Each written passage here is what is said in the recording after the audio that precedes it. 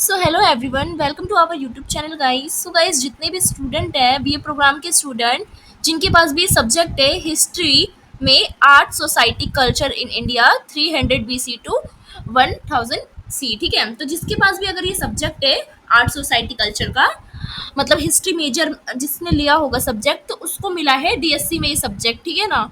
जो इस बार एक्स्ट्रा जो फोर्थ जो आपको जो डिसिप्लिन सब्जेक्ट मिला था उसका सब्जेक्ट है, ठीक है। जिस भी स्टूडेंट के पास है तो उनके लिए वीडियो होने वाली है। तो इस वीडियो में हम करने जा रहे हैं इंपॉर्टेंट क्वेश्चन विद आंसर। देखिए, अगर आपने अभी तक कुछ भी नहीं पढ़ा, बुक खोल के वीडियो बस ये वीडियो देख लेते हो ना, गारंटी आपका इससे बाहर कुछ नहीं आने वाला, यही सब आएगा आपके एग्जाम में, ठीक है ना। इसको अच्छे से वीडियो को देख लीजिएगा, नोट्स को पढ़ लीजिएगा और चले जाइएगा, ठीक है ना। बस तो चलिए वीडियो को स्टार्ट करते हैं। तो वीडियो को स्टार्ट करने से पहले एक बात बता दूं, ये वीडियो होने वाली है हिंदी मीडियम स्टूडेंट के लिए, ठीक है। यही सेम नोट्स देख सकते हो, आपको इंग्लिश मीडियम में भी मिल जाएगा, ठीक है। ओनली 50 रुपीज़ में सेम है बिल्कुल नोट्स, ठीक है। बस आपको इंग्लिश मीडियम में भी मिल जाएगा, हिंदी मीडियम में भी मिल जाएगा। ओनली 50 रुपीज़ में बाय टेलीग्राम आप इसे ले सकते हो, ठीक है। तो सबसे पहले क्या है कि अगर आप मेरे चैनल पर नए आए हो, फर्स्ट टाइम आए हो, तो चैनल को सब्सक्राइब कर दीजिए, बेल आइकन को ऑन कर दीजिए, जिससे सारी नोटिफिकेशन, सारी वीडियो टाइम टू टाइम आपके पास पहुंच जाए। डिस्क्रिप्शन में आपको हमारे टेलीग्राम का लिंक मिलेगा, ठीक है। टेलीग्राम पे आप ज्वाइन हो सकते हो। ओनली 50 रुपीज़ में ये पीडीएफ जो है वो आप यहाँ ले सकते हो, हिंदी मीडियम इंग्लिश मीडियम दोनों में। साथ ही आप मुझे मेरे इंस्टाग्राम पे फॉलो कर सकते हो, मेरी आईडी है रोमा जैसवाल 8750, ठीक है। तो इतना तो कर सकते हो, क्योंकि मैं आपके लिए इतनी मेहनत कर रही हूँ, वीडियोस बना रही हूँ, तो प्लीज़ सब्सक्राइब करिएगा और इंस्टाग्राम पे फॉलो जरूर कीजिएगा, ठीक है। चलिए वीडियो को स्टार्ट करते हैं। क्वेश्चन नंबर फर्स्ट से स्टार्ट करते हैं। देखिए, इंग्लिश मीडियम वाले स्टूडेंट को भी मैं दिखा देती हूँ, बट मैं हिंदी मीडियम में वीडियो बना रही हूँ, क्योंकि फिर बच्चे कहते हैं कि मैम एक में बनाते हो ना, तो हिंदी मीडियम वाले बच्चे और इंग्लिश मीडियम वाले बच्चे फिर समझ नहीं आता, और अलग अलग बनाने का मेरे पास अभी टाइम भी नहीं है, ठीक है ना। तो मैं एक मीडियम में बनाऊंगी, एक में आपको नोट्स प्रोवाइड कर दूंगी, ठीक है। पर मैं आपको क्वेश्चन बता दूंगी इंग्लिश में, ठीक है ना। तो आपका क्वेश्चन नंबर फर्स्ट है कि describe the main features of Maurya architecture and sculpture, ठीक है। यानी मौर्यकालीन जो स्थापत्य कला है और मूर्ति कला है उसकी प्रमुख विशेषताएं बताना है आपको, ठीक है। मौर्यकालीन स्थापत्य कला और मूर्ति कला की प्रमुख विशेषता क्या है, ठीक है। चलिए, कोई भी आंसर को हमें कैसे स्टार्ट करना है, इंट्रोडक्शन से स्टार्ट करना है, निष्कर्ष पे खत्म करना है, जब जाके आपको अच्छे नंबर मिलेंगे, ठीक है। चलिए भूमिका को बांधते हैं। तो भूमिका क्या होगी, इंट्रोडक्शन, कि जो मौर्य वंश था, ठीक है, मौर्य वंश कब से कब तक था 322 से लेके 185 ईसा पूर्व का था, ठीक है।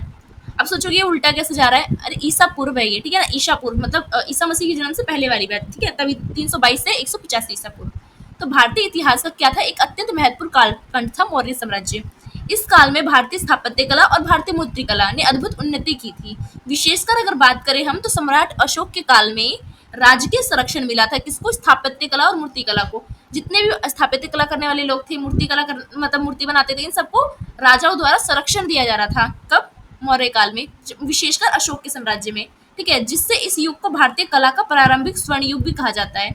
मतलब भारतीय कला का प्रारंभिक युग अगर हम बात करें कि जब जिसमें कला का, मूर्ति कला का, स्थापत्य कला का भारत में पहली बार मतलब विकास हो रहा था, तो वो इसी काल में हो रहा था, ठीक है, मौर्य काल में, विशेषकर अशोक के काल में, ठीक है।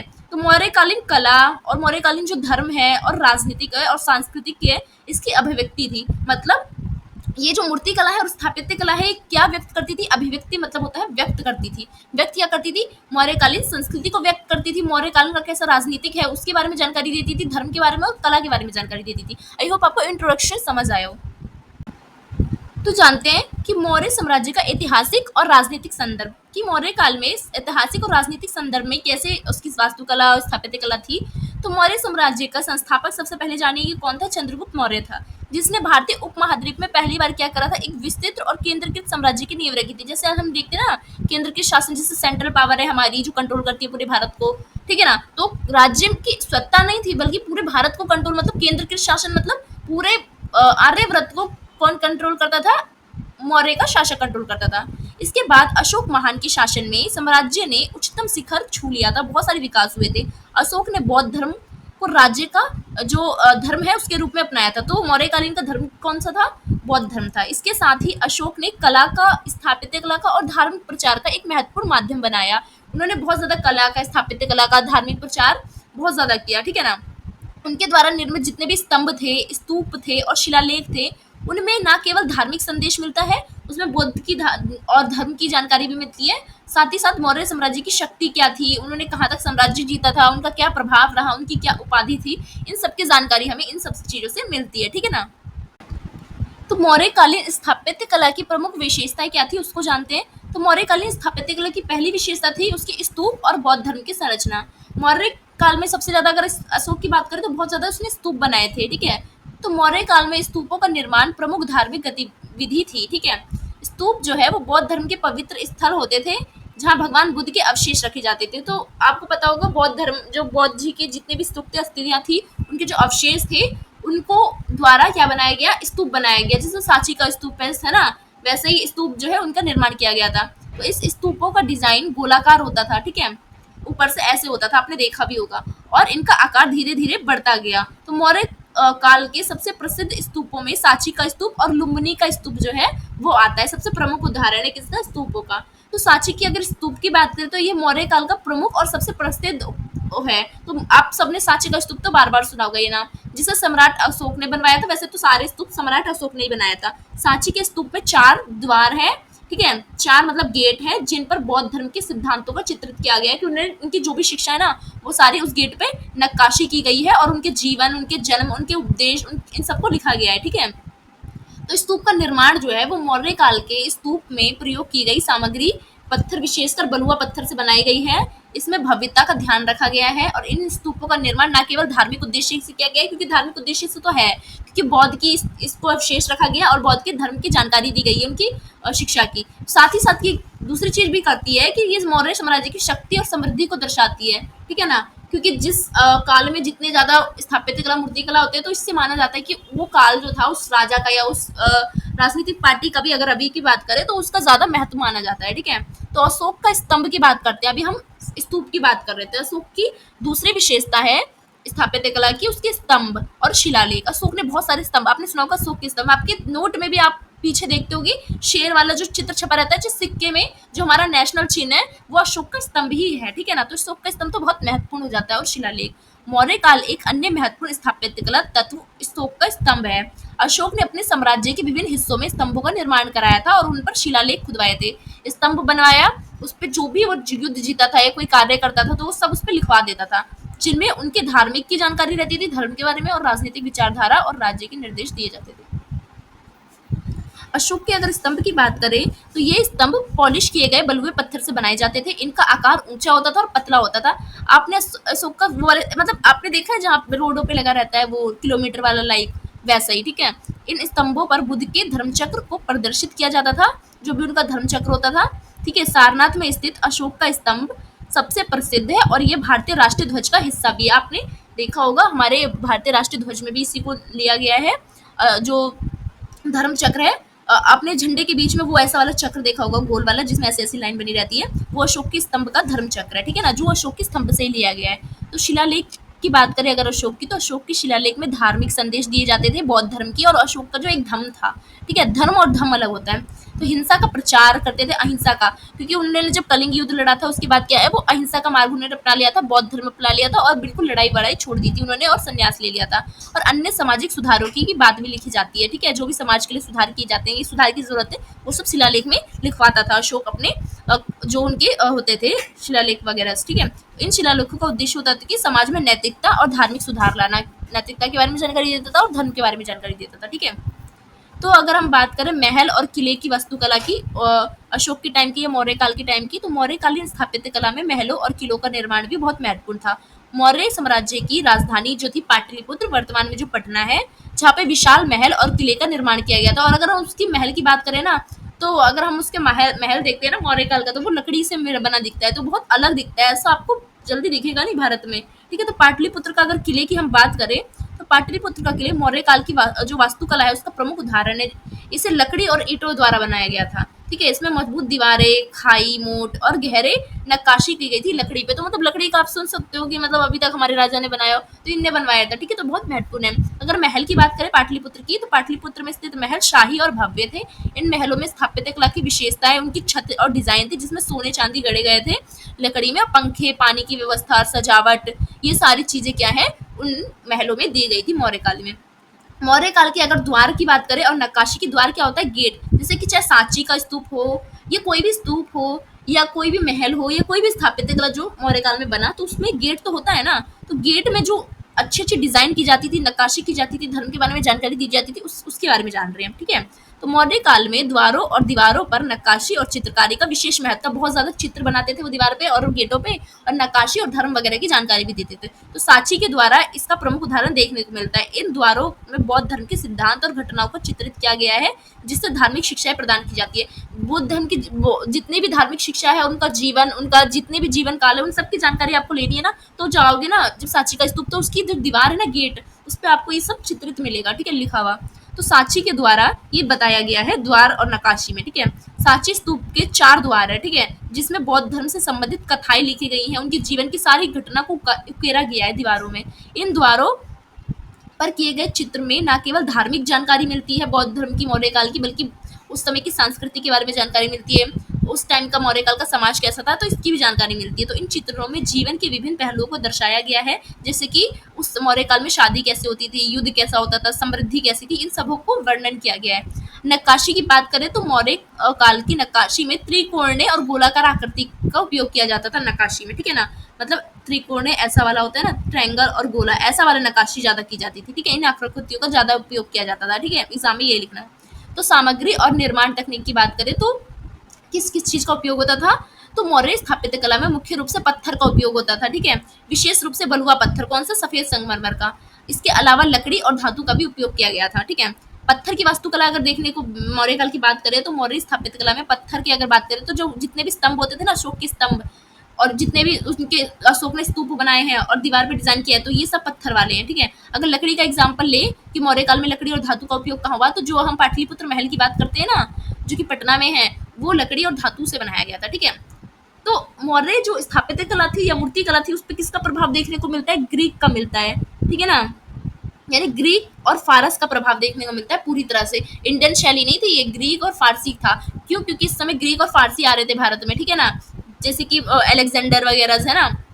तो मौर्यकालीन स्थापत्य कला में ग्रीक और फारसी कला का प्रभाव देखा गया है। विशेष रूप से सिकंदर के आक्रमण के बाद क्या है, ज्यादा प्रभाव देखने को मिलता है भारत में ग्रीक कला का। कब? मौर्य काल में। ग्रीक काल की प्रमुख विशेषता जैसे कि मानव शरीर की वास्तविकता, गहनों की नक्काशी और मौर्यकालीन स्थापत्य कला, तो ये सब क्या है, ये सब आप देखोगे ना, उनके गहने, उनके बाल। अगर आप बुद्ध की चित्र देखा होगा तो आपने बुद्ध का जहां भी चित्र देखा होगा, उनके बाल पे कभी नजर करा है? उनके बाल घुंघराले घुंघराले ऐसे जुड़ा वाला बनाया गया है। तो वो भारत में ऐसा कोई बाल थोड़ी ना रखता था। वो अगर आप कभी ग्रीक के या फारस के, आप है ना, जो एलिट लोग होते थे ना, पढ़े लिखे लोग और जो जज वगैरह होते थे, अब उनके कभी बाल देखना सर्च मार के, उन्हीं डिट्टो उन्हीं के बाल को कॉपी किया गया है। तो इससे क्या पता लगता है, भारत में तो ऐसे बाल होते नहीं थे। तो पता लगता है कि इसमें प्रभाव किसका है, ये ग्रीक का प्रभाव है, फारस का प्रभाव है, ठीक है। तो ग्रीक का प्रभाव कैसे देखने को मिलता है, तो ग्रीक कला के तत्व देखने को मिलते हैं, जैसे त्रिकोणीय गम्बुज, स्तंभ के डिजाइन, तो ये सब पता है ग्रीक में फेमस चीजें हैं। तो ग्रीक का प्रभाव है ये, ठीक है ना। और दूसरा फारसी प्रभाव की बात करें तो फारसी वास्तुकला के तत्व में जैसे विशाल भवन, किले की संरचना, ये सब क्या है, फारस में होता था। तो फारसी और ग्रीक प्रभाव देखने को मिलता है मौर्य स्थापत्य कला में, ठीक है। अगर मौर्य काल की मूर्ति कला की बात करें तो मूर्ति कला की विशेषता क्या थी, सबसे ज्यादा बौद्ध की मूर्ति का विकास हुआ था। बौद्ध, आप वैसे भी अभी भी पूरी दुनिया में आपको पता है सबसे ज्यादा मूर्ति किसकी है, आपको लगेगा हिंदू देवी देवता की, नहीं, आज भी पूरी दुनिया में सबसे ज्यादा मूर्ति बौद्ध की है। तो बौद्ध मूर्ति कला का विकास भी बहुत ज्यादा हुआ था। मौर्य काल में बौद्ध धर्म का प्रचार हुआ और इस कारण जो बौद्ध की मूर्तियां हैं उसका बहुत ज्यादा निर्माण हुआ। बुद्ध की मूर्तियां जो है, मौर्य काल में बुद्ध की मूर्ति शांति, ध्यान मुद्रा, इन सब में दर्शाया गया है, ठीक है। मूर्तियों को आमतौर पर संगमरमर और बलुआ से बनाया गया। इन जो कि क्या दिखाती है, बौद्ध के चेहरे पे शांति का आभास, शारीरिक आकृति, इन सब के रूप में है, ठीक है। अगर हम लुलेना बुद्ध की मूर्ति की बात करें जो कि अलग मूर्ति है, तो लुलेना बुद्ध की मूर्ति मौर्य काल की मूर्ति कला का प्रमुख उदाहरण है। इसमें बुद्ध को शांत दिखाया गया और ध्यान मुद्रा आपने बौद्ध की अगर देखी होगी तो उसको कहते हैं लिलुनमा, ठीक है ना। तो जो बौद्ध धर्म के सिद्धांत को व्यक्त करती है, ठीक है, क्योंकि क्या थे बौद्ध, क्या थे, एक साधु थे, ठीक है ना। तो मूर्तियों की सटीकता और आदर्श रूप दिखाया गया मूर्तियों में। तो मौर्यकालीन मूर्तिकला में मूर्तियों की शारीरिक संरचना पर बहुत ज्यादा ध्यान दिया गया है। उनके बिल्कुल उनको भगवान की तरह ही दिखाया गया है। मूर्तियां वास्तविकता के करीब होने के बजाय आदर्श रूप में बनाई गई है। अगर हम रियल में अगर बौद्ध की बात करें तो जो अगर हम स्तूप की बात करते हैं तो स्तूप में क्या रखा गया है, बौद्ध के अवशेष रखा गया है, उनके गहने वगैरह रखा गया है। इससे क्या पता लगता है, बौद्ध पहनते तो होंगे, बट इन मूर्तियों में ऐसा दिखाया गया है कि कुछ नहीं पहनते, एकदम शांत है। मतलब भगवान के रूप में, एक आदर्श के रूप में दिखाया गया है। मानव शरीर की आकृतियों को, विशेषताओं को इस काल में बहुत ज्यादा परीक्षित तरीके से उकेरा गया, एकदम ध्यान से। अगर हम बौद्ध की शारीरिक आकृति की बात करें तो मौर्य काल में मूर्तियों में शरीर के अंग जैसे कि हाथ, पैर, उनके चेहरे की सही और सटीक नक्काशी की गई है। मूर्तियों में संतुलन और सौंदर्य का ध्यान रखा गया था, जिससे प्रतीत होती है कि वास्तविक जीवन से वो प्रेरित थे। ठीक है। समानता और पवित्रता की बात करें तो मौर्यकालीन मूर्तियों में आदर्श रूप दिखाया गया, आदर्श का अनुसरण किया गया, सौंदर्य का और धार्मिक और सांस्कृतिक दृष्टिकोण को महत्वपूर्ण रखा गया है, जिससे समानता और पवित्रता बनी रहती है। तो धार्मिक प्रतीक और शिल्पकला का उपयोग भी किया गया है, जैसे कि मौर्यकालीन मूर्तियों में धार्मिक प्रतीक जो प्रतीक है उसका भी उपयोग हुआ है। शिल्पकला का उपयोग प्रमुख विशेषता देखने को मिलती है, जिसमें धार्मिक संदेश देने को मिलती है। जैसे कि धार्मिक चित्रण की अगर बात करें तो मौर्यकालीन मूर्तियों में बौद्ध धर्म के प्रमुख सिद्धांत का चित्रण दिया गया है। उदाहरण के तौर पर बुद्ध के जीवन की घटनाएं, उनका जन्म, उनके उपदेश, इन सबको बताया गया है, नक्काशी की गई है। ठीक है ना। तो क्या है, ये धार्मिक चित्रण देता है। मूर्तिकला के शिल्प में धार्मिक विचार भी है। मूर्तिकला में सौंदर्य कला, उसमें धार्मिक गहरी दार्शनिक विचारधारा को डाला गया है, जिससे मूर्तिकला में धार्मिक विचार देखने को मिलता है। एकदम सीधा सटीक बनाया गया है। तो अशोक के समय में अगर स्तंभ और शिलालेख की बात करें तो मौर्यकालीन मूर्तिकला में मूर्तियां ही नहीं बल्कि स्तंभों और शिलालेख का भी बड़ा योगदान था। सम्राट अशोक ने अपने शासनकाल में विभिन्न स्थानों पर स्तंभों का निर्माण कराया था, जिसमें धार्मिक और शासकीय संदेश उन्होंने उकेरा था, धर्म के बारे में भी और अपने राजनीतिक और अपने कार्य के बारे में भी। इन स्तंभों पर न केवल मूर्तिकला उत्कृष्ट हुई थी, मतलब और स्थापत्य कला दोनों ही हुई थी। तो अशोक के अगर स्तंभ की बात करें तो अशोक ने अपने साम्राज्य की सीमा पर कई सारे स्तंभ स्थापित किए थे। तो बौद्ध धर्म के प्रतीक के रूप में माने जाते हैं ये। तो ये स्तंभ आज भी है। इनके अगर धर्म चक्र की बात करें तो वो हर इनके स्तूप में दिखाई देता था, जो हमारे झंडे में देखते हो ना, गोला सा रहता है ऐसे ऐसे वाला, समझ रहे हो, वो वाला। ठीक है। तो अहिंसा, धर्म और कल्याण के सिद्धांत पर ये बना होता था। ठीक है ना। तो स्तंभ और शिलालेख पर नक्काशी कैसी होती थी, तो अशोक के शिलालेख पर न केवल धार्मिक संदेश दिया जाता था बल्कि अशोक के जीवन के बारे में, उनके विचार के बारे में, उनकी राजनीति के बारे में भी जानकारी होती थी।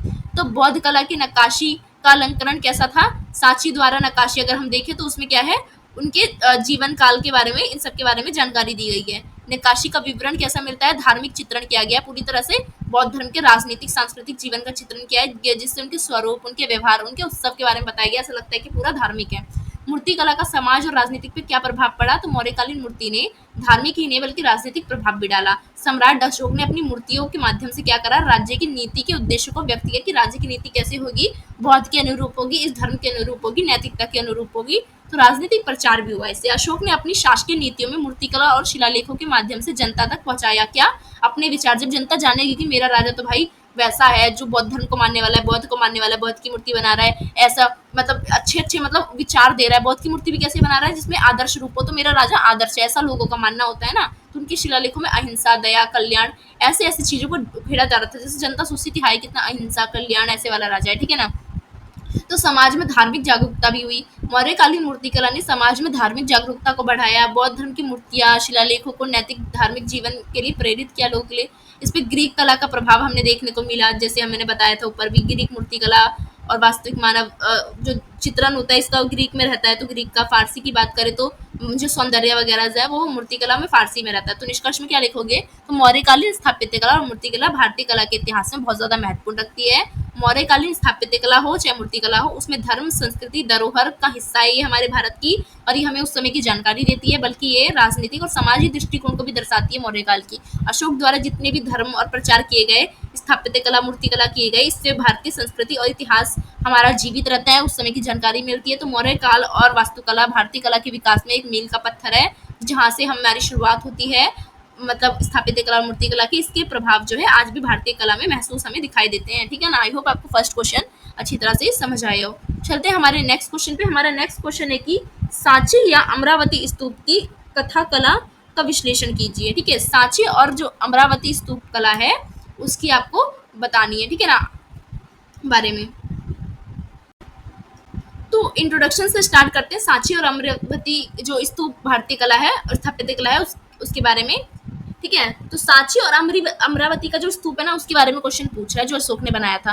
तो सांची और अमरावती का जो स्तूप है वो कला और जो स्थापत्य कला है वो बहुत महत्वपूर्ण उदाहरण है भारत में, जो मौर्य काल के बारे में, मौर्य काल की समय वास्तुकला को दर्शाता है। इन स्तूपों में कला, बौद्ध धर्म के सिद्धांत और भगवान बुद्ध के जितने भी जीवन की घटनाएं उन सबको चित्रण किया गया है और बौद्ध के धर्म के प्रचार किया गया है। ठीक है। इससे और क्या है, मौर्य काल की सांस्कृतिक जीवन, इन सब की भी जानकारी देता है। तो ये क्या है, अमरावती और सांची का जो स्तूप है वो कथा काल बताता है, मौर्य काल की धार्मिक दृष्टिकोण, कलात्मक और ऐतिहासिक दृष्टिकोण को हमें प्रदान करता है। ठीक है, तो अगर हम सांची के स्तूप की बात करें, उसकी कला की बात करें, तो सांची का स्तूप जो है वो मध्य प्रदेश में स्थित है, सांची नगर में, इसलिए उसको सांची का स्तूप कहा जाता है। ये स्तूप भारतीय वास्तुकला का एक अद्भुत उदाहरण है, सबसे फेमस स्तूप है, जिसमें सम्राट अशोक ने 3री शताब्दी में बनवाया था। ठीक है, सांची स्तूप का निर्माण जो है वो बौद्ध धर्म के प्रचार से हुआ था, बौद्ध धर्म के प्रचार करने के लिए हुआ था, उनके अवशेषों को रखा गया था। ये बौद्ध धर्म के सिद्धांत को जनमानस तक पहुंचाता है, क्योंकि अगर आप इसकी दीवार पे देखोगे, इसके 4 गेट है, इसके चारों गेट पे क्या है, बौद्ध धर्म की शिक्षा, उनके ज्ञान, उनकी जीवन शैली, इन सबको दर्शाया गया है, जिससे क्या है, बौद्ध धर्म का प्रचार होता है। ठीक है, सांची स्तूप की कथा कला की अगर प्रमुख पहलू की बात करें, तो सांची के 4 द्वार जो है वो फेमस, उनकी कथा बताती है बौद्ध धर्म के बारे में। ठीक है, इसमें क्या है, आपको बौद्ध धर्म की घटनाएं देखने को मिलेगी, बौद्ध धर्म के जीवन, बौद्ध की ने क्या क्या कार्य किए थे, उनके जो भी शिक्षाएं हैं, उन सबका विस्तृत जानकारी मिलती है। द्वार पर बुद्ध का जन्म को भी दर्शाया गया है। सांची के द्वार पर दृश्य में भगवान बुद्ध के जन्म को भी चित्रित किया गया है, एक चित्र के माध्यम से, जो दिखाती है कि महारानी महामाया देवी ने अपने हाथों से भगवान बुद्ध को जन्म देती हैं। ठीक है ना, तो बिल्कुल भगवान की तरह, और पूरा उनके जन्म को, उनकी पूरी मतलब जीवन शैली को दर्शाया गया है। बुद्ध ने जब ज्ञान प्राप्ति करी, तो ज्ञान प्राप्ति वाला भी वो चित्रित वो और वो वर्णन है उसमें।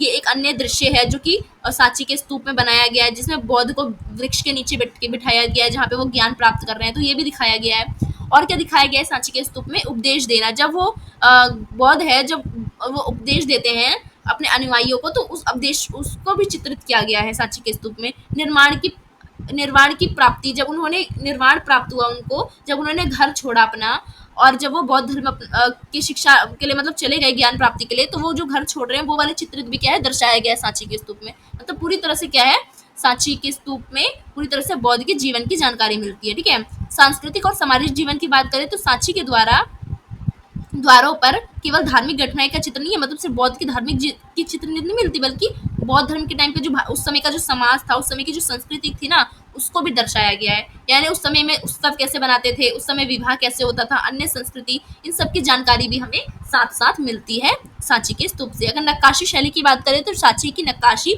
एक उच्च स्तर की कलात्मक और विवरण सटीकता से देखी गई, जिसमें हमें चीजों को क्या करा गया है, उत्केरा गया है। चेहरे के भाव, उन जो बौद्ध के हैं, उनके शरीर, उनकी स्थिति, उनके वस्त्र, उनके डिजाइन, उनके समाज, इन सबको एकदम सटीकता से क्या करा गया है, उकेड़ा गया है। ठीक है, तो सांची के स्तूप के बारे में आपने जान लिया। अब अमरावती के स्तूप के बारे में जानते हैं। तो अमरावती स्तूप की कला कैसी थी। अमरावती स्तूप कहाँ पे है, ये आंध्र प्रदेश में है। सांची मध्य प्रदेश में था, अमरावती आंध्र प्रदेश में। ये कृष्णा जिले में स्थित है। ये 2वीं शताब्दी में बनाया गया था। ये अमरावती स्तूप की नक्काशी सांची के मुकाबले बिल्कुल अलग है। इसमें विशेष रूप से गतिशील भावनाओं को अधिक चित्रित किया गया है। यह बौद्ध के धर्म के बारे में बताता है, उनके प्रचार करता है बौद्ध धर्म का, जहाँ बुद्ध के जीवन की घटनाओं को भी चित्रित इसमें भी किया गया है। ठीक है, अमरावती स्तूप की अगर हम पहलू की बात करें, उसमें क्या क्या देखने को मिलता है, तो बुद्ध के जीवन की घटनाएं देखने को मिलती है। ठीक है, जैसे कि सांची के स्तूप में भी मिलती है, अमरावती स्तूप में भी नक्काशी में भगवान बुद्ध के जीवन की घटना देखने को मिलती है, उनके जन्म की कहानी, उनको किया गया है। बुद्ध ने जब ज्ञान प्राप्ति करा, जब उन्होंने उपदेश दिया, उन्होंने निर्वाण प्राप्त किया। ठीक है, तो ये सब चित्र के माध्यम से दिखाया गया है। यहाँ केवल धार्मिक घटनाओं का ही नहीं, बल्कि उस समय की सामाजिक संस्कृति कैसी थी, रिश्ते कैसे थे, संबंध कैसे होते थे, विवाह कैसे होता था, जैसे सांची के स्तूप में बताया गया वैसे इसमें भी बताया गया है। ठीक है ना, तो बुद्ध का जन्म के बारे में अमरावती के चित्रण में बहुत ज्यादा दृश्य के तौर पे आपको ये देखने को मिलेगा, जहाँ भगवान बुद्ध को दिव्य घटना के रूप में दर्शाया गया है कि वो उनका जन्म कैसे होता है, दिव्य घटना से होता है। ज्ञान की प्राप्ति, जो जब बौद्ध ज्ञान की प्राप्ति करते हैं, जब वो बौद्ध वृक्ष के नीचे बैठते हैं, तो उसको भी उकेड़ा गया है। ठीक है ना, अमरावती स्तूप में उपदेश,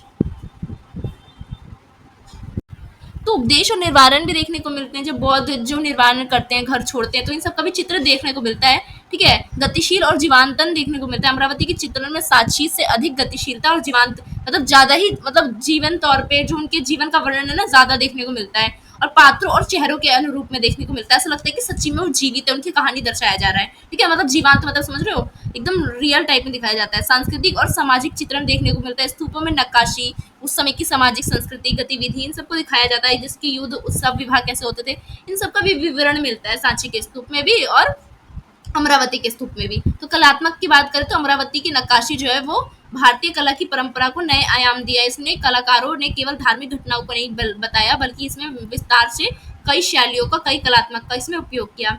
तो अगर इसका महत्व और उद्देश्य की बात करें अमरावती के स्तूप की, तो सांची और अमरावती के स्तूप की जो कथा और जो मुख्य उद्देश्य था वो था कि धर्म का प्रसार करना, बौद्ध धर्म की, और भगवान बुद्ध के जो जीवन घटना है उसको जनमानस तक यानी जनता तक पहुंचाना। इन इन चित्रों का जो उपयोग है वो बौद्ध धर्म के सिद्धांत को बताता है, बौद्ध धर्म के समय के समाज, मौर्य काल की नैतिकता, अहिंसा, इन सब की भावनाओं को बताता है। ठीक है, कथा का उद्देश्य क्या था जो अमरावती और सांची के स्तूप में दी जा रही थी? तो धार्मिक शिक्षा, यानी सांची के स्तूप द्वारा और अमरावती के स्तूप द्वारा क्या करी जा रही थी?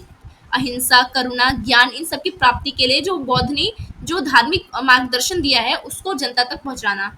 दूसरा, सामाजिक जागरूकता बढ़ाना। इन चित्रों का माध्यम था कि शिक्षा नहीं बल्कि समाज में जीवन शैली, परंपरा, संस्कृति, इन सबको भी क्या है जनमानस तक पहुंचाना था। ठीक है, उस समय की कलात्मक और कला का भी प्रचार करना था। अमरावती और सांची के स्तूप का एक और उद्देश्य था कि वो कौशल को इस प्रकार प्रस्तुत करना चाहती थी, धार्मिक शिक्षा ही नहीं बल्कि सुंदरता, तकनीकी और महानता को उजागर करना चाहती थी कला की। ठीक है, तो निष्कर्ष में क्या लिखोगे कि सांची और अमरावती की जो स्तूप की जो कथा है, कला है, इसने न केवल बौद्ध धर्म के सिद्धांत को लोगों तक पहुंचाया है बल्कि भारतीय कला को और भारतीय संस्कृति को भी एक स्तंभ बनाया है कि यहाँ से क्या है भारतीय संस्कृति, भारतीय कला का निर्माण हो रहा है। चित्रों में क्या देखने को मिलता है? बुद्ध के जीवन की घटना देखने को मिलती है, उन समय की सामाजिक, राजनीतिक, धार्मिक जीवन की जानकारी मिलती है। इन स्तूपों का महत्व केवल धार्मिक दृष्टिकोण से नहीं है बल्कि कला का विकास हुआ था तो कला के दृष्टिकोण से, समाज के बारे में जानकारी देती है तो समाज के दृष्टिकोण से, और ये हमारा भारत का इतिहास है तो इतिहास के संदर्भ में भी क्या है महत्वपूर्ण है। आई होप आपको ये दोनों क्वेश्चन अच्छी तरह से समझ आया हो। ठीक है, नेक्स्ट क्वेश्चन है हमारा कि गंधार, मथुरा और अमरावती स्कूल ऑफ आर्ट की तुलना कीजिए। जो गंधार स्कूल है, मथुरा स्कूल है, अमरावती का जो आर्ट स्कूल है उसकी आपको तुलना करनी है। मतलब गंधार शैली में आपको मूर्ति स्थापित कला देखने को मिलती है, मथुरा शैली में और अमरावती, ये तीन शैली में हमें देखने को मिलती है। ठीक है ना, तो इन तीनों शैली के बारे में आपको क्या करना है? बताना है, तुलनात्मक अध्ययन करना है। ठीक है, सो इंट्रोडक्शन से स्टार्ट करें तो भारत में बौद्ध कला तीन प्रमुख शैलियां पाई जाती है बौद्ध कला, बौद्ध टाइम की। ठीक है, जो है गंधार शैली, मथुरा शैली और अमरावती। ठीक है, तो इसमें क्या है इन कालखंडों में विकास हुआ था सबसे ज्यादा मूर्ति स्थापत्य कला का। इन शैलियों में कला, निर्माण शैली, प्रस्तुति का थोड़ा थोड़ा अंतर देखने को मिला, एक जैसी नहीं है, लेकिन इन सभी का उद्देश्य था बौद्ध धर्म और भगवान बुद्ध का प्रचार करना, चित्रित करना। ठीक है ना, तो हम सबसे पहले गंधार स्कूल ऑफ आर्ट की बात करें तो गंधार कला का प्रारंभ 1वीं शताब्दी से लेकर 5वीं शताब्दी तक चला था। ये स्कूल बौद्ध कला के लिए महत्वपूर्ण माना जाता था, बौद्ध धर्म की जो वास्तुकला इन सबको दर्शाता था। उत्पत्ति इसकी हुई थी उत्तर पश्चिमी भारत, जो कि पाकिस्तान और अफगानिस्तान के क्षेत्र में अगर आप देखोगे ना तो गांधार क्योंकि वहीं पड़ता है तो वहीं की जो शैली थी ना उसको कहते हैं गांधार शैली, जो बौद्ध धर्म की जानकारी देती थी। इसकी विशेषता क्या है गांधार शैली की? तो ये ग्रीक और रोमन प्रभाव इस पे बहुत ज्यादा है। गांधार कला में ग्रीक और रोमन कला का गहरा प्रभाव दिखाई देता है। इसके कारण गांधार कला में बुद्ध की मूर्तियां को कैसी दिखाई देती है? हड़ताली, यथार्थ, रियलिज्म और शारीरिक रूप से चित्रण, उनका शारीरिक चित्रण किया गया है। मतलब उनके देखते हो ना आप, नाक, मुंह, आंख जो है बिल्कुल यथार्थवादी तौर पर, रियल के तौर पर बताया गया है। ठीक है ना, और उनके बाल जो मैंने आपको ऊपर एग्जाम बताया था जो कि ग्रीक से प्रभावित है वैसे भी दिखाया गया बौद्ध की मूर्ति में। तो यथार्थवाद देखने को मिलता है, रियलिज्म देखने को मिलता है। गांधार कला की मूर्तियां अत्यधिक यथार्थवादी होती थी।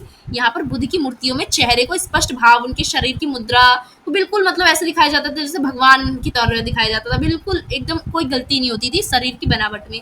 स्मारक और चित्रण कैसे होते थे गंधार शैली के? तो गंधार में बुद्ध की मूर्तियां मुख्य रूप से खड़ी मुद्रा में दिखाई जाती है। ठीक है ना, बैठी मुद्रा नहीं दिखाई जाती, गंभीर और भव्य रूप से दिखाई जाती है। मूर्तियों में उनके चेहरे पे शांति दिखाई देती है और ज्ञान का एहसास को दर्शाया जाता है। ठीक है ना, आकृति कैसी होती है गंधार शैली की? तो आकृति होती है हल्के बाल होते हैं, चिकने चेहरे और परिधान का प्रयोग किया जाता है कपड़े का। ठीक है, जो कि ग्रीक कला का प्रभाव को दर्शाते हैं। ग्रीक कला में देखा होगा ना, एक तौलिया टाइप का होता है जो गमछा टाइप का लपेटते हैं ऊपर से। ठीक है ना, मतलब यहाँ पे जो हमारे बॉडी का पार्ट होता है। ठीक है, तो वस्त्र और शैलियाँ जो होती है गंधार कला में बुद्ध के कपड़े, आभूषण अधिक प्रकट होते हैं और इनका चित्रण ग्रीक शैली में किया गया है। ठीक है, जैसे ग्रीक में पहनते हैं ना लोग चित्रण, वो गहने वगैरह वैसे ही पहनाया गया है। ठीक है, बुद्ध को भी।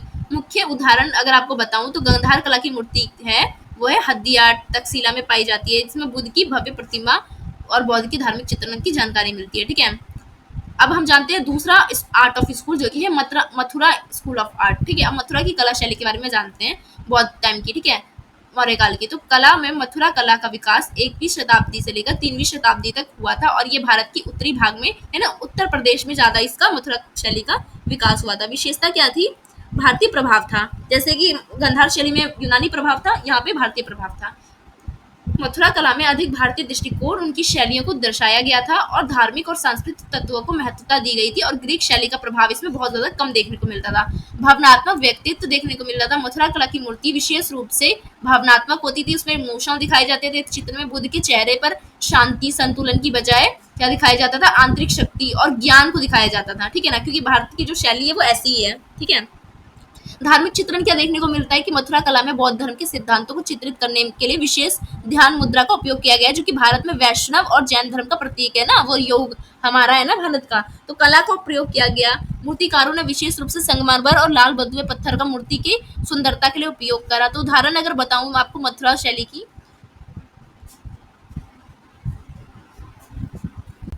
तो मुख्य उदाहरण की बात करें तो मथुरा स्कूल के प्रमुख उदाहरण में बुद्ध की मूर्तियां आती है, भगवान कृष्ण की मूर्तियां आती हैं, क्योंकि मथुरा तो कृष्ण के लिए फेमस है, जो मथुरा के संग्रहालयों में प्रदर्शित है, ठीक है।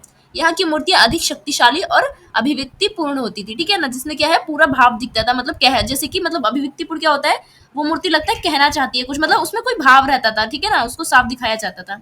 अब जानते हैं हम तीसरा अमरावती स्कूल ऑफ आर्ट के बारे में, ठीक है ना, हमने गंधार जान लिया, मथुरा जान लिया, अब हम अमरावती स्कूल ऑफ आर्ट जानते हैं, ठीक है।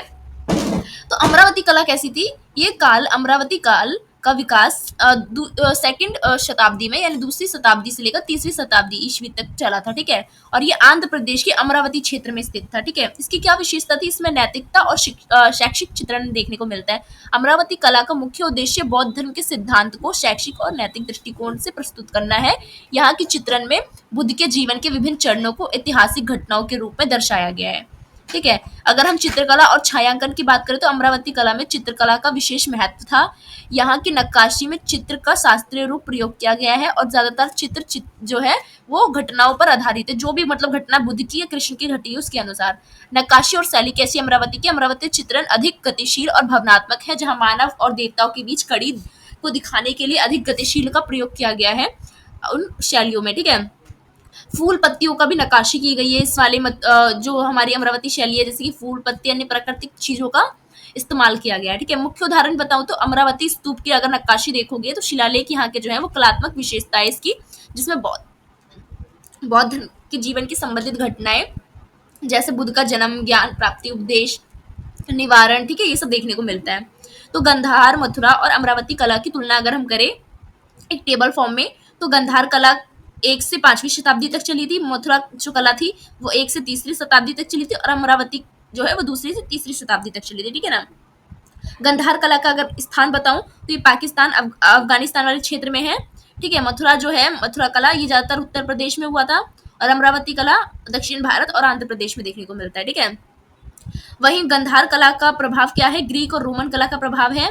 और अगर मथुरा कला की बात करें तो इसमें भारतीय संस्कृति धार्मिक परंपराएं देखने को मिलती है और अमरावती में बौद्ध धर्म की शिक्षाएं देखने को मिलती है। और वैसे ही गंधार कला में क्या है, यथार्थवादी और भव्य चित्रण मिलता है क्योंकि यूनानी की झलक मिलती है। मथुरा कला में भावनात्मक और आंतरिक शक्ति दिखाई जाती है क्योंकि ये भारतीय कला है, भारतीय कला में भावनात्मक दिखाया जाता है। और अमरावती में गतिशील और शिक्षा के बारे में बताया जाता है बौद्ध की, ठीक है। तो गंधार जो शैली है उसकी प्रमुख मूर्तियां में बुद्ध की मूर्तियां हैं जो कि यथार्थवादी मूर्ति है बुद्ध की।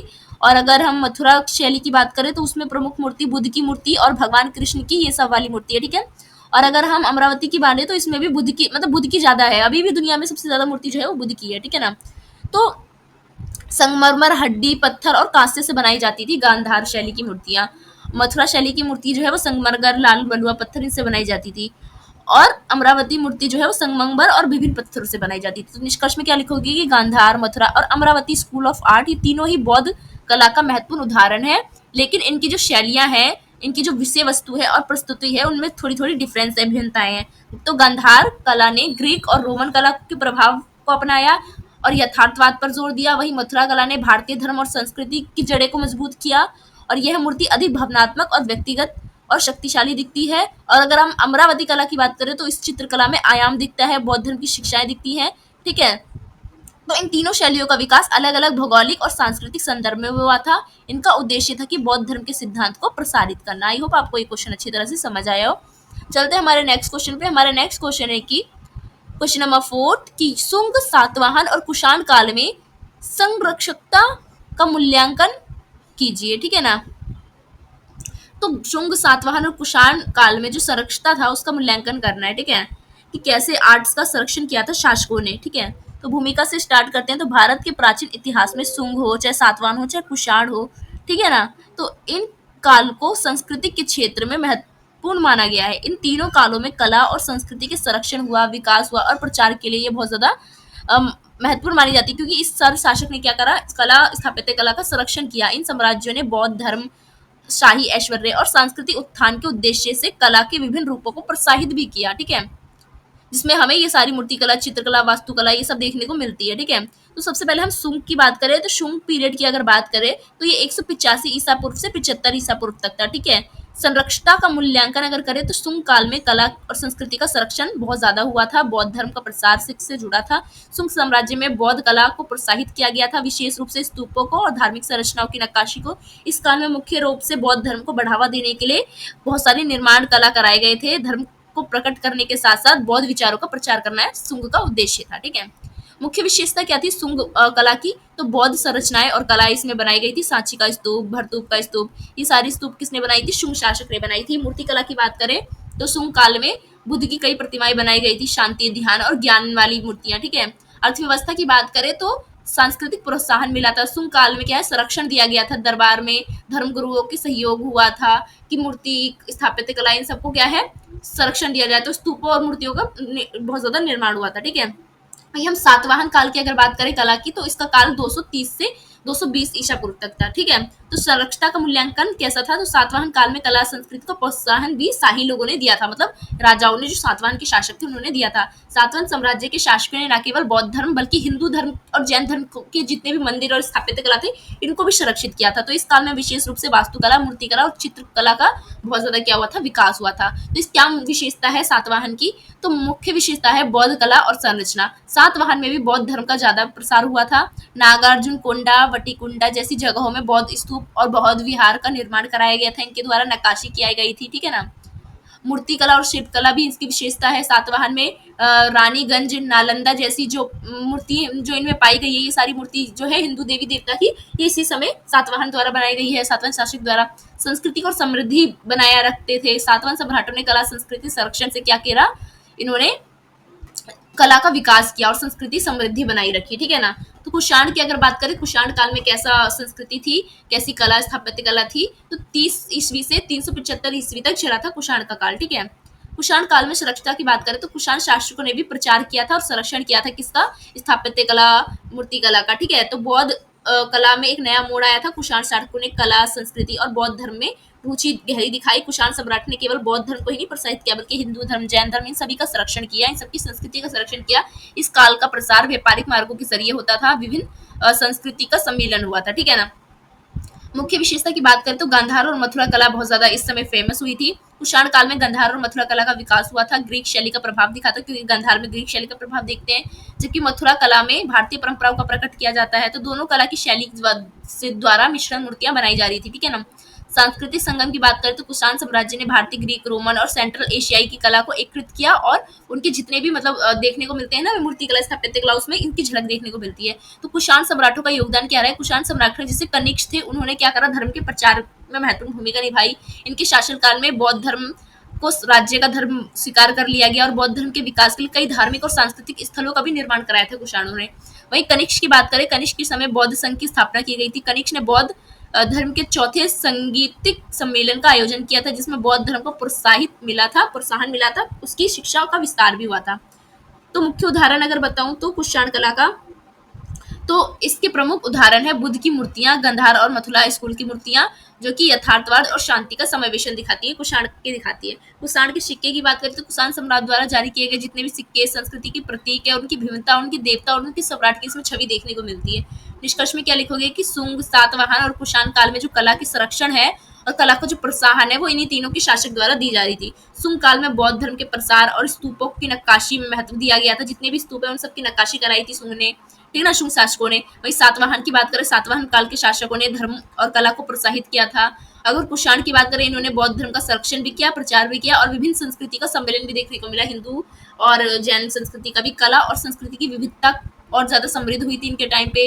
इन तीनों कालों में संरक्षता भी देखने को मिली, नई दिशा भी मिली संस्कृति को और भारत की कला का स्वरूप को भी समृद्ध किया इन लोगों ने। ठीक है, आई होप आपको ये समझ आया हो। ठीक है, तो हम नेक्स्ट देखते हैं हमारा नेक्स्ट क्वेश्चन। हमारा नेक्स्ट क्वेश्चन है क्वेश्चन नंबर 5 कि गुप्त कालीन मंदिर स्थापत्य कला और चित्रकला की विशेषता बताइए। ठीक है ना, अब गुप्त काल की आपको क्या बताना है, मंदिर की स्थापत्य कला, चित्रकला, ये बताना है। ठीक है ना, गुप्त काल की तो भूमिका से स्टार्ट करते हैं। तो काल अवधि अगर बताएं गुप्त काल कब से कब तक था, तो 14वीं शताब्दी से 6वीं शताब्दी ईस्वी तक चला था। ठीक है ना, 320 से 500 520 तक चला था, 330 से 520 आई थिंक। ठीक है, तो गुप्त काल को भारतीय इतिहास का स्वर्ण युग कहा जाता है, गोल्डन एज कहा जाता है। आप सब जानते हो क्यों, क्योंकि इस काल में बहुत ज्यादा साहित्य का विकास हुआ था, विज्ञान का विकास हुआ था, गणित, धर्म, दर्शन और कला के क्षेत्र में असाधारण विकास हुआ था, बहुत ज्यादा। अभी हम जानेंगे क्या क्या हुआ था, खासकर मंदिर स्थापत्य कला तो बहुत ज्यादा बनाई गई थी, क्योंकि अभी तक हमने जितने ऊपर के पढ़े उसमें बौद्ध धर्म का ज्यादा देखने को मिल रहा था ना, बोलबाला। पर गुप्त काल ने हिंदू धर्म को पुनरुत्थान किया था। ठीक है ना, तो चित्रकला, पेंटिंग और गुप्त काल में नई पहचान बनाई थी। ठीक है ना, अगर हम गुप्त कालीन मंदिर स्थापत्य कला की बात करें तो क्या विशेषताएं थी, तो गुप्त काल लगभग 320 से 550 ईस्वी तक चला था। इसमें हिंदू धर्म के पुनरुत्थान के साथ साथ मंदिर निर्माण कराए गए थे, बड़ा परिवर्तन कराया गया था।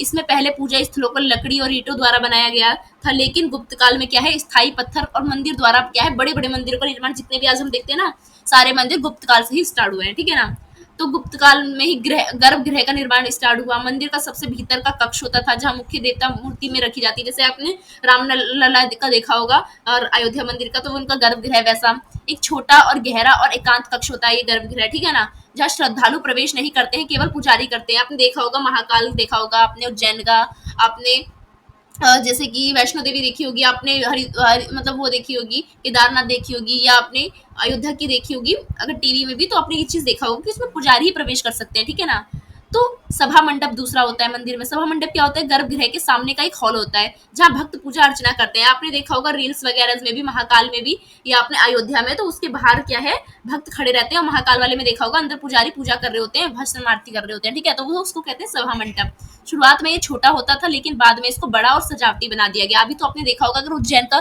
सबसे ज्यादा रील्स चलती है तो आपने ये देखा होगा। ठीक है ना, अगर और तीसरा होता है शिखर। शिखर क्या होता है, मंदिर के ऊपर का एक ऊंचा गुंबद का भाग होता है, जिसे शिखर कहा जाता है। मंदिर आपने देखा होगा। ठीक है, गुप्त काल में ये सरल और कम ऊंचाई वाला होता था, ज्यादा ऊंचा नहीं होता था। ठीक है ना, आपने हर मंदिर की देखी होगी ऊपर चोंच टाइप की निकली रहती है। बाद के काल में यही शिखर नागर और द्रविड़ शैली में विकसित हुई। और जैसे हम आज के मंदिर देखते हैं ना, वो हमारे उत्तर भारत में तो हम जितने मंदिर अगर हमारे आसपास के हैं ना, वो नागर शैली के, द्रविड़ शैली जो दक्षिण भारत में होते हैं। ठीक है ना, चौथा है वास्तुकला की शैली की बात करें अगर, मंदिर स्थापत्य कला में गुप्त काल की, तो नागर शैली में मंदिर बनाई जा रही थी। ठीक है ना, उत्तर भारत में नागर शैली होती थी जिसमें सपाट छत होती थी, साधारण स्तंभ होता था, समीप सजावट होती थी। नागर शैली क्या होती है, जैसे कि अभी आप मंदिर देखते हो ना, अपने अयोध्या देखिए, आपने उज्जैन देखा, आपने आपके घर के पास जो मंदिर होंगी नॉर्मल मंदिर, या आपने हरिद्वार वगैरह, ये नॉर्मल जो नागर शैली के मंदिर होते हैं। और दक्षिण भारत के मंदिर अलग होते हैं, आपने देखा होगा, वो थोड़े अलग टाइप के होते हैं। ठीक है ना, तो पांचवी चीज क्या देखने को मिलती है, विशेषता की निर्माण सामग्री, ईंट और पत्थर का मिश्रण का उपयोग किया गया था। ठीक है,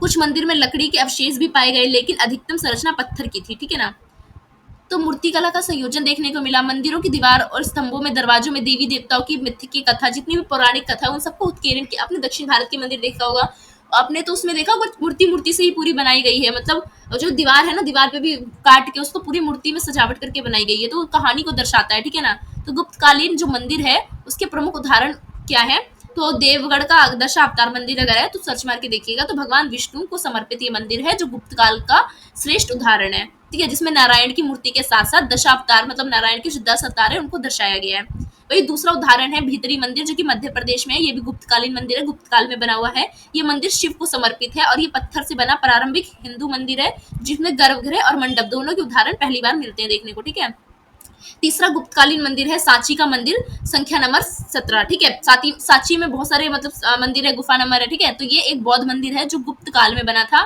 सपाट छद और साधारण स्थापत्य कला का इसमें लक्षण मिलता है।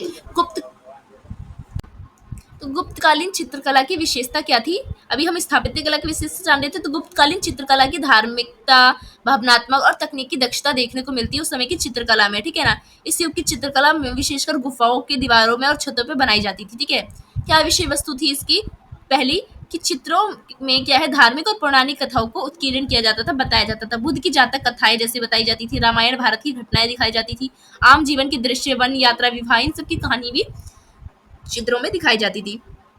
दूसरी विशेषता है चित्रों में गुप्तकालीन के अभावों की अभिव्यक्ति होती थी, चेहरे की भाव, ऐसी होती थी, मुद्राएं ऐसी होती थी, आंखों की भाषा ऐसी, ऐसा लगता था सुंदरता है और ये सच में कहानी कह रही है या ये जीवित है, ऐसा लगता था। ठीक है। तीसरी की प्राकृतिक सौंदर्य का चित्रण देखने को मिलता है, पेड़, फूल, पशु, पक्षी, नदी और आकाश, इन सभी का सजीव, रंगीन और चित्रण देखने को मिलता है। तो मतलब प्राकृतिक चीजों का भी चित्रण देखने को मिलता है गुप्तकालीन पेंटिंग में। ठीक है ना। रंगों का प्रयोग देखने को मिलता है, प्राकृतिक रंगों का प्रयोग किया गया, लाल रंग का गेरू से करा गया, पीला रंग का हरड़ से, हरा रंग का पत्तियों से, नीला रंग का नील से, इन सब रंगों का उपयोग किया गया गुप्तकालीन पेंटिंग में। ये तो इसकी विशेषता है। गुप्तकालीन चित्रकला का प्रमुख उदाहरण बताऊं तो अजंता की गुफा में महाराष्ट्र में गुप्तकालीन चित्रकला है। गुफा नंबर 1, 2 और 16 और 17 में अद्भुत भित्ति चित्र आपको मिलेंगी। ठीक है ना। भित्ति चित्र क्या होती है? जो कि एक पत्थर पे खोद खोद के जो कोई कहानी बताई जाती है या कोई चित्र बनाया जाता है उसको कहते हैं। ठीक है। विशेष रूप से जातक कथाओं को ज्यादा बताया गया है, बुद्ध की जो कथा है उसको बताया गया है। ठीक है ना। इस गुफा में बुद्ध का पुनर्जन्म और हाथी हिरण का राजा होना ये सब बताया गया है। ठीक है ना। इन चित्रों में नारी सौंदर्य, राजस्वी जीवन और मानव संबंधों का भी सजीव देखने को मिलता है चित्रण। ठीक है। तो निष्कर्ष में क्या लिखोगे कि गुप्त काल में मंदिर स्थापत्य कला और चित्रकला दोनों ही सांस्कृतिक पुनर्जागरण का रूप ले लिया है। ठीक है। मंदिर में धार्मिक भावनाओं के साथ साथ स्थापत्य सौंदर्य का भी समावेशन देखने को मिलता है। चित्रकला ने पहली बार भावनाओं और आध्यात्मिकता का दृश्य माध्यम प्रदान किया था गुप्तकालीन में। तो यह युग भारतीय कला की नींव बन गया और इसकी छाप जो है आने वाली शताब्दियों में हमें हमेशा दिखाई देती है। ठीक है। तो चलते हमारे नेक्स्ट क्वेश्चन पे। हमारा नेक्स्ट क्वेश्चन है यूनिट फर्स्ट से ही कि मतलब पश्चिम घाट की शैव वास्तुकला की प्रमुख विशेषता बताइए। Rock cut architecture. ठीक है। क्या थी? तो परिचय से स्टार्ट करते हैं। तो भारत की प्राचीन वास्तुकला में शैव वास्तुकला, जिसको कहते हैं रॉक कट आर्किटेक्चर, एक अत्यंत महत्वपूर्ण शैली थी। ये वास्तुकला उन स्थानों पर विकसित थी जहां पर्वत श्रृंखलाएं उपलब्ध होती थी। ठीक है ना। तो ये कहाँ पे मिलती है? गुफा, मंदिर, मठों, विहार, इन सब के रूप में मिलती है। मतलब ये ऐसी शैली होती थी जो बनाया नहीं जाता था, मतलब सीधा पहाड़ को काट के वहीं पे मतलब उसको आकृति दे दी जाती थी, उसी को कहते हैं रॉक कट, मतलब पत्थरों को काट के। ठीक है। इसका निर्माण मुख्यतः बौद्ध, जैन और हिंदू संप्रदाय द्वारा कराया गया था। 3वीं ईस्वी शताब्दी से 9वीं ईस्वी शताब्दी तक बहुत ज्यादा इसका प्रचलन देखने को मिलता। शैल वास्तुकला का अर्थ क्या होता है? शैल यानी पत्थर होता है। वास्तुकला का मतलब क्या होता है? पत्थरों को काटकर बनाए गए जितने भी भवन या मंदिर होते हैं उसको कहते हैं हम शैल वास्तुकला। ठीक है। जो ईंट वीट से नहीं बनते, नेचुरली जो पहाड़ होती है ना, चट्टाने, उसको काट के बनाई जाती है। तो इसमें किसी इमारतों को जमीन पर खड़ा करने के बजाय क्या करा जाता है? ऐसा नहीं है कोई इमारतें जैसे कोई मंदिर बनाया उसको खड़ा किया, नहीं। जो पहाड़ है ना, उसी पहाड़ को काट के पहाड़ को ही मंदिर बना दिया गया। ठीक है ना। उसी जगह पे पहाड़ को काटकर उसमें से संरचना निकाली जाती है कोई भी। उदाहरण के तौर पे बताऊं तो एलोरा की कैलाशनाथ मंदिर, जो कि 8वीं शताब्दी में राष्ट्रकूट द्वारा बनाई गई थी। यह मंदिर एक ही पहाड़ के ऊपर नीचे से ऊपर काट के इसको निकाला गया है और बनाया गया है। ठीक है ना। धार्मिक विविधता भी देखने को मिलती है इन शैल कला में। ठीक है ना। पश्चिमी घाटों में बौद्ध, हिंदू, जैन धर्मों की कई गुफाएं और मंदिर पाए गए हैं। प्रारंभ में बौद्ध गुफाएं प्रमुख थी, पर हिंदू और जैन शैलकृतियां भी अब देखने को मिलती है। उदाहरण के तौर पे कहूँ तो अजंता की गुफा और एलोरा की गुफा में अगर आप जाओगे तो दूसरी से 6ठी शताब्दी तक अजंता की गुफा बनाई गई थी, 5वीं से 10वीं शताब्दी तक एलोरा की गुफा बनाई गई थी। अजंता की गुफा में आपको बौद्ध धर्म की गुफाएं देखने को मिलेंगी, जो कि चट्टानों को काट के बनाया गया है। ठीक है। बौद्ध की कथाएं वगैरह का वर्णन किया गया है। और अगर हम एलोरा की गुफा की बात करें तो इसमें बौद्ध, हिंदू और जैन तीनों के धर्म की क्या है, कथाएं देखने को मिलती है, मूर्तियां देखने को मिलती है, मंदिर देखने को मिलती है, जो पहाड़ों को ही काट के बनाया गया है। तो 2 प्रमुख प्रकार की संरचनाएं हैं। एक है चैत्य। चैत्य क्या है? ये पूजा का स्थल होता है जहां स्तूप रखा जाता है। ठीक है। इसमें अर्धवृत्ताकार छत होता है और स्तंभ होते हैं।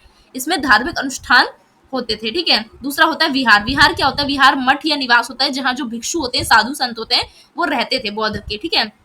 उदाहरण के तौर पे कलहरी की गुफा जो है, जो कि 8वीं शताब्दी से 10वीं शताब्दी में बनाया गया था, इसमें बड़ी संख्या में विहार और चैत्यगृह थे। चैत्यगृह क्या होता है? ये पूजा स्थल होता है। और विहार क्या होता है? जहाँ लोग रहते हैं, मतलब जो साधु संत और वो जो भिक्षु भिक्षुणी होती थे वो रहते थे, उनको कहते हैं। ठीक है। तो उत्कृष्ट मूर्तिकला और चित्रकला देखने को मिलती है शैल कला में। दीवार, स्तंभ, छतों पे शानदार नक्काशी और भित्ति चित्र देखने को मिलते हैं। उदाहरण के तौर अजंता की गुफा की अगर बात करें तो इसमें बुद्ध के जीवन की कहानी भित्ति चित्र में महाजनक, जातक और विषंतवंतर जातक की कथाएं जो है वो उस चट्टानों पे खोद खोद के बताई गई है चित्र के माध्यम से। ध्वनि गुंज प्रणाली देखने को मिलती है। चैत्य ग्रहों में निर्माण ऐसा होता है कि मंत्रों का भजन की आवाज गूंजती है। अगर आप एक बार ओम बोलोगे ना तो वो गूंजते गूंजते गूंजते गूंजते आएगी। ठीक है। उदाहरण के तौर पे भीम बेटिका की गुफा जो है, ये गुफा संगीत की ध्वनि में विशेष ढंग से गूंजती रहती है। ठीक है। तो स्थापत्य की योजना और स्तंभ शैली देखने को मिलती है। योजनाबद्ध तरीके से ये स्तंभ शैली बनाई गई। गुफाओं का सहारा देने के लिए स्तंभों का भी उपयोग किया गया है सुंदर नक्काशी के लिए। एलोरा की गुफा नंगा सेला में कैलाश मंदिर बनाया गया है। इसमें भारी स्तंभ पर शिव, पार्वती, नंदी और रावण का चित्रण वहां किया गया है। वहीं प्राकृतिक परिवेश भी देखने को मिलता है, क्योंकि फूल पत्ती, पर्वतीय क्षेत्र, इन सब के अनुकूल मतलब इसमें चित्रित किया गया है। जैसे कि अजंता की गुफा में क्या है, पहाड़ियों में घोड़े की नाल आकर की घाटी में स्थित है, ठीक है ना। तो ये सब देखने को मिलता है। वहीं प्रमुख विशेषता क्या है इस शैली की, कि पूर्णतः एक ही चट्टान से निर्मित होती है। ऐसा नहीं है कोई एक चट्टान को खाड़ के इधर लगा दिया और चट्टान से बना दिया, नहीं। जहाँ पे ये पहाड़ है ना, तो पहाड़ को तो आप हिला नहीं सकते, पहाड़ को खोद खोद के उसी को, मतलब सोचो बहुत मेहनती काम होता है। और उस समय ये टेक्नोलॉजी थी तो क्या ही बात है। तो इसमें स्तंभ, छत, मूर्तियां सब कुछ क्या है, पहाड़ की को ही तराश के बनाया जाता है। पहाड़ को खाड़ के ला तो नहीं सकते घर पे, बना के वापस वहां रख दो, ऐसा नहीं है ना। वहीं पे खड़े होकर आपको पहाड़ को काट के वहीं पे वो करना पड़ेगा, ठीक है। नक्काशी और मूर्तिकला देखने को मिलती है। दीवारों और स्तंभों पर सूक्ष्म नक्काशी होती है। मूर्ति में धार्मिक कथाएं, देवी देवताओं, बुद्ध और महावीर आदि के जो दृश्य हैं वो दिखाई देते हैं। वास्तु योजना में संतुलन देखने को मिलता है। गुफाओं की आंतरिक योजना अत्यंत संतुलित और संगठित होती है। गर्भगृह, मंडप प्रवेश सभी प्रकार के क्रम में व्यवस्थित होते हैं। ये स्तंभों का प्रयोग करा जाता है। गुफाओं का सहारा देने के लिए कई पत्थर के स्तंभ बनाए जाते हैं। इन स्तंभों पर भी सुंदर नक्काशी होती है, ठीक है। तो पश्चिम घाट की अगर हम शैल वास्तुकला की बात करें, तो हमें राज्य और विशेषता की बात करें तो महाराष्ट्र में सबसे ज्यादा है ये अजंता की गुफा। जैसे कि बौद्ध गुफा का सुंदर चित्रण है, यहाँ पे भित्ति चित्र मिलती है। एलोरा की गुफा दूसरा उदाहरण जो कि महाराष्ट्र में है, जो कि हिंदू, जैन और बौद्ध संस्कृति का मिश्रण देखने को मिलती है। तीसरी है कलहेरी की गुफा जो कि मुंबई में है, जो कि बौद्ध विहार, जल प्रबंधन देखने को मिलता है। चौथा है कि बाघ गुफा जो कि मध्य प्रदेश में देखने को मिलता है। इसमें चित्रकला का प्रमुख केंद्र है ये। एलिफेंटा की गुफा जो कि महाराष्ट्र में है, जो कि भगवान शिव की विशाल मूर्ति यहाँ पे स्थित है। तो स्थापत्य शैली की विशेषता है, जो शैल कला की क्या विशेषता है कि ड्रीप लाइन होती है इसमें। गुफाओं के सामने की छत पर विशेष लाइन होती है जिससे बारिश का पानी अंदर ना जाए, ठीक है ना। दूसरी विशेषता होती है वास्तु का एक रूपता, यानी दीवारें, छतें, खंबे एक ही पत्थर से जुड़े होते हैं, बिल्कुल। ध्वनि की गूंज, गुफाओं की योजना ऐसी होती है कि वहां धार्मिक गीतों की आवाज गूंजती थी, जिससे ध्यान और पूजा का माहौल पूरी तरह से बन सके, ठीक है ना। तो निष्कर्ष के तौर पे क्या लिखोगे कि पश्चिम घाटों की शैल वास्तुकला न केवल तकनीकी दृष्टि से अद्भुत थी, बल्कि धार्मिक, सांस्कृतिक और कला की दृष्टि से भी बहुत ज्यादा उत्कृष्ट थी। तो प्राचीन वास्तुकला में शिल्प कौशल और धार्मिक भक्ति और सौंदर्य का जीवंत हमें उदाहरण इस वास्तुकला में देखने को मिलता है, ठीक है। देखते हैं हम हमारे नेक्स्ट क्वेश्चन पे। हमारा नेक्स्ट क्वेश्चन है क्वेश्चन नंबर 7 कि गुर्जर प्रतिहार और पल्लव और चालुक्य काल की स्थापत्य कला की तुलना कीजिए, ठीक है। तो भूमिका से स्टार्ट करते हैं कि गुर्जर प्रतिहार और चालुक्य टाइम पे कैसी वास्तुकला थी, स्थापत्य कला थी। तो प्राचीन और मध्य भारत में मंदिर स्थापत्य कला का अद्भुत विकास हुआ था। विभिन्न राजवंशों ने अपनी अपनी धार्मिक निष्ठा और कला के अनुसार, रुचि के अनुसार क्या करा था, अपनी कला संस्कृति को प्रोत्साहित किया था। इसमें गुर्जर प्रतिहार आते हैं जो कि उत्तर भारत के हैं, पल्लव आते हैं जो दक्षिण भारत के, चालुक्य हैं जो मध्य और दक्षिण भारत से आते हैं। तो इन राजवंशों ने अत्यंत महत्वपूर्ण भूमिका निभाई थी और कला के क्षेत्र में नवीन क्या रखी थी, स्थापत्य कला रखी थी। गुर्जर प्रतिहार स्थापत्य कला की अगर हम बात करें तो गुर्जर प्रतिहार का काल 8वीं से 11वीं शताब्दी तक था। गुर्जर प्रतिहार का स्थान था राजस्थान, मध्य प्रदेश और गुजरात, ठीक है, उत्तर प्रदेश और गुजरात, ठीक है। तो इसकी शैली नागर शैली में इस समय स्थापत्य कला बनाई जाती थी। उत्तर भारत की शैली नागर शैली है। क्या विशेषता थी गुर्जर प्रतिहार की शैली की, कि शिखर ऊंचे होते थे, सीढ़ानुमा और सीधा होता था, गर्भगृह होते थे, मंडप होते थे, क्योंकि नागर शैली में गर्भगृह मंडप होते ही हैं।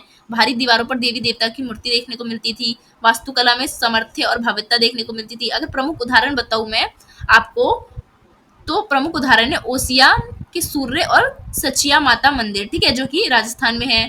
तड़गलित मंदिर, तो ये सब क्या है, गुर्जर प्रतिहार के फेमस मंदिर है। अब पल्लव स्थापत्य कला की अगर हम बात करें तो पल्लव का काल जो है 6ठी से 9वीं शताब्दी तक था। पल्लव तमिलनाडु का उत्तरी भाग में इसका साम्राज्य था। शैली जो थी इसकी प्रारंभिक द्रविड़ शैली थी, बाद में शैलकृति शैली आ गई। शैलकृति शैली वही पहाड़ों को, चट्टानों को काट के जो बनाया जाता है। विशेषता क्या होती है, रॉक कट। शैलकृत मतलब रॉक कट ही तो होती है ना, मतलब चट्टानों को काट कर बनाई जाती है। और महाबलीपुरम का जो मंदिर है वो आपको किस में देखती है, आपको चट्टानों को काट के देखने को मिलती है। रथ मंदिर की संकल्पना, ठीक है, नकली रथ जैसे दिखते मंदिर है, ठीक है ना, जो कि आपको सांची के स्तूप वगैरह भी देखने को मिलते हैं। वास्तुकला के साथ साथ मूर्तिकला का समृद्ध प्रयोग देखने को मिलता है। प्रारंभिक समय में रॉक कट गुफाएं, बाद में संरचना मंदिर देखने को मिली है, ठीक है। प्रमुख उदाहरण अगर मैं बताऊं तो महाबलीपुरम के पंचरथ और वरहा मंदिर और कोणार्क मंदिर जो है, सूर्य मंदिर कोणार्क का, तो ये सब किसके हैं, पल्लव के उदाहरण। ठीक है, कैलाशनाथ मंदिर, कांचीपुरम मंदिर, तो ये सब पल्लव के टाइम के। अगर हम चालुक्य के टाइम के मंदिर स्थापत्य कला की बात करें तो चालुक्य टाइम 6वीं से 12वीं शताब्दी तक था। इसका जो स्थान था कर्नाटक में था। चालुक्य जो है वो तीन तरह के थे, बादामी के, पटकल के और ऐहोल के, चालुक्य के। तो इनकी शैली अलग अलग थी। ठीक है, अगर वेसर शैली की बात करें तो नागर और द्रविड़ शैली का मिश्रण होता था। ये शैली हमें देखने को मिली चालुक्य टाइम पे, जो कि नागर शैली उत्तर भारत की, दक्षिण भारत की शैली दोनों का मिश्रण होती है। ठीक है, क्या विशेषता थी चालुक्य की स्थापत्य कला की कि उत्तर और दक्षिण भारत की शैली का इसमें समन्वय देखने को मिलता है, कि दोनों का मिश्रण देखने को मिलता है। पत्थर को जोड़कर बनाए गए मंदिर थे।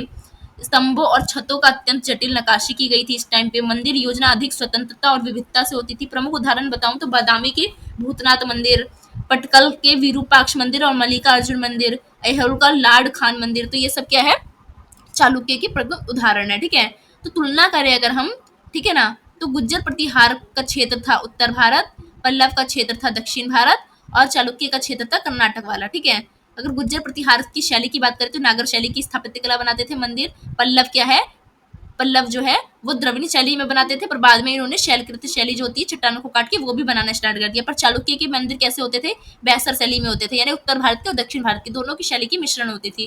वहीं हम गुज्जर प्रतिहार की प्रमुख सामग्री की बात करें तो पत्थर से मंदिर बनाते थे। पल्लव जो है वो चट्टानों को काट के बनाते थे, तो चट्टान इनका प्रमुख तत्व होता था। और चालुक्य जो है वो बलुआ पत्थर और ग्रेनाइट पत्थर से बनाते थे। जो गुज्जर प्रतिहार के निर्माण प्रकार कैसा था, सनाशमत मंदिर बनाया जाता था। ठीक है ना, इसमें नागर शैली में क्या है, भवन, गर्भ गुफा ये सब होती थी। वहीं पल्लव की बात करें तो रॉक काट के बनाया जाता था। ठीक है, तो दोनों का मिश्रण मिलता था देखने को। अगर चालुक्य की बात करें तो संरचनात्मक मंदिर इसमें भी होता था। ठीक है, गुज्जर प्रतिहार के मंदिर में मूर्तिकला सजावटी और प्रतीकात्मक होती थी। और अगर हम पल्लव की बात करें तो सौंदर्यपूर्ण जीवंत मूर्ति होती थी। और हम चालुक्य की बात करें तो जटिल होती थी इसकी नक्काशी। ठीक है, तो हमारी जो गुज्जर प्रतिहार है उसका जो स्थल है वो औसिया और कन्नौज में आता है। ठीक है, पल्लव का महाबलीपुरम कांचीपुरम मंदिर आता है और चालुक्य का बादामी, ऐहोल और पटकल आता है। ठीक है, तो निष्कर्ष में क्या लिखोगे कि गुज्जर प्रतिहार और पल्लव और चालुक्य तीनों राजवंशों ने भारतीय स्थापत्य कला परंपरा को अलग अलग रूप से समृद्ध तो किया है। गुज्जर प्रतिहार ने उत्तर भारत में नागर शैली से ज्यादा बढ़ाया कला को, और पल्लवों ने शैलकृत शैली यानी पहाड़ों को काट के दक्षिण भारत में इस चीज को बढ़ाया।